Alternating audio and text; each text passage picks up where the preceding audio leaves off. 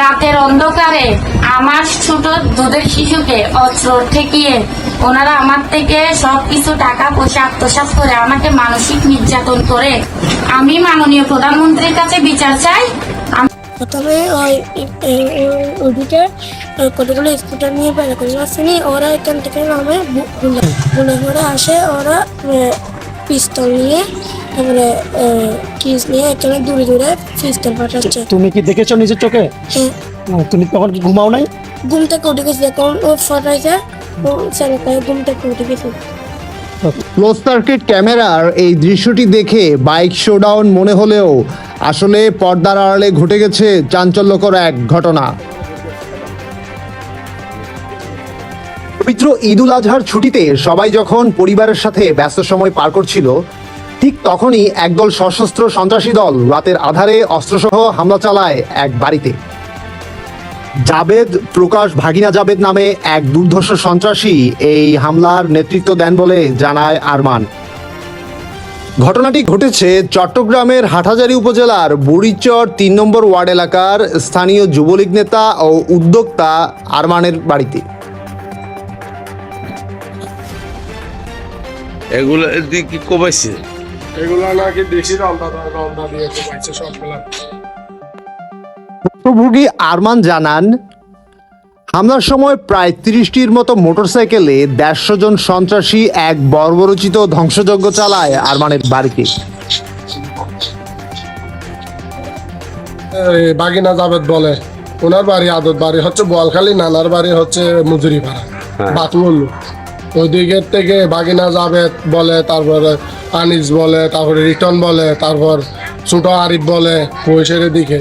ওরা এসে সবাই মিলে, সবার তো নাম বলা সম্ভব না, সবার নামও জানি না, ২০-৩০টা মোটর সাইকেল এসে এখানে অতর্কিতভাবে হামলা করে। আমার কিছু কোরবানি টাকা ছিল, আমি যার কারণে সবাই জানে আমি কুয়েস কলেজের এখানে কুয়েসের এখানে এই একটা গয়াল বিক্রি করছি, ৪-৫টা গরু বিক্রি করছি, ২-৩টা মোষ বিক্রি করছি। সবগুলা মিলে আমার ৭-৮ লাখ টাকার উপরে ছিল, ভাঙাচোরা সবগুলা মিলে। এখন এগুলা এখানে এসে নাকি বাচ্চারা নাকি গুলি টুলি ধরে এই চাবিটা ধরে নিয়ে নিচে, মেয়ে মানুষ বয়ে দিয়ে দিছে, কয় চাবি টাবি এখানে সবগুলা ভেঙে সুরে সোর মাসর করে এই টাকা সবগুলা আমার এই। ওরা রাত ২টার দিকে আসছিল, প্রায় ৩০টা বাইক নিয়ে, প্রায় ১০০ মতো মানুষ হবে। ৪-৫ জন এখানে আসছে অস্ত্র নিয়ে, ধামা কিস নিয়ে, বাকিগুলো ওখানে দাঁড়িয়েছিল। বাদিপুরে এখানে ঢুকছে, হামলা করছে, বলতেছে বলি কোথায়, বলেই হবে দেখ ৩টে লাশ মারে ফেলবো, ওর সাথে যে মারবে সেমকে নিয়ে ফেলবো, কাকে ছাড়বো না।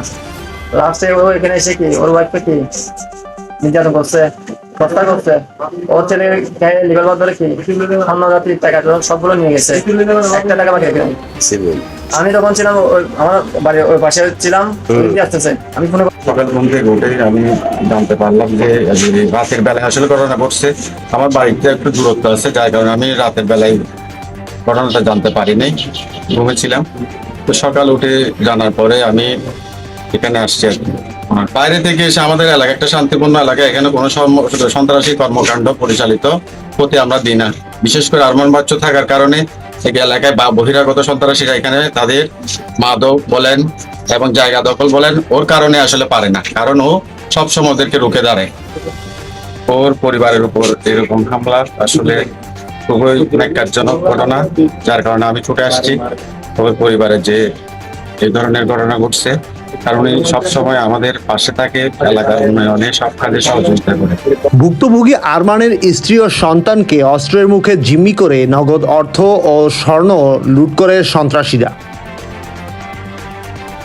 বিভীষিকাময় সেই রাতের বর্ণনা দিতে গিয়ে আরমানের স্ত্রী জানান, আমার নাম হচ্ছে আলপনা আক্তার। প্রথমে এসে আমার স্বামীকে খারাপ ভাষা গালাগালি করে, ওনার মা ধরে গালাগালি করছে, গালাগালি বলতেছে তোর হাজবেন্ডকে বের কর, এখন শেষ করে দিব। এটা বলতে না বলতো ওনারা ওদিক থেকে ফায়ার করতে করতে এদিকে আসছে, আমাদের একদম সোজা ঘর সোজা ফায়ার করছে। রাতের অন্ধকারে আমার ছোট দুধের শিশুকে অস্ত্র ঠেকিয়ে ওনারা আমার থেকে সবকিছু টাকা পয়সা আত্মসাৎ করে আমাকে মানসিক নির্যাতন করে।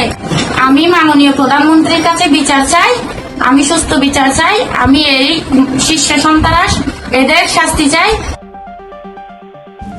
এই ঘটনার তদন্ত শেষে শীঘ্রই দোষীদের আইনের আওতায় আনা হবে বলে আশ্বস্ত করেছেন হাটহাজারী থানার ভারপ্রাপ্ত কর্মকর্তা।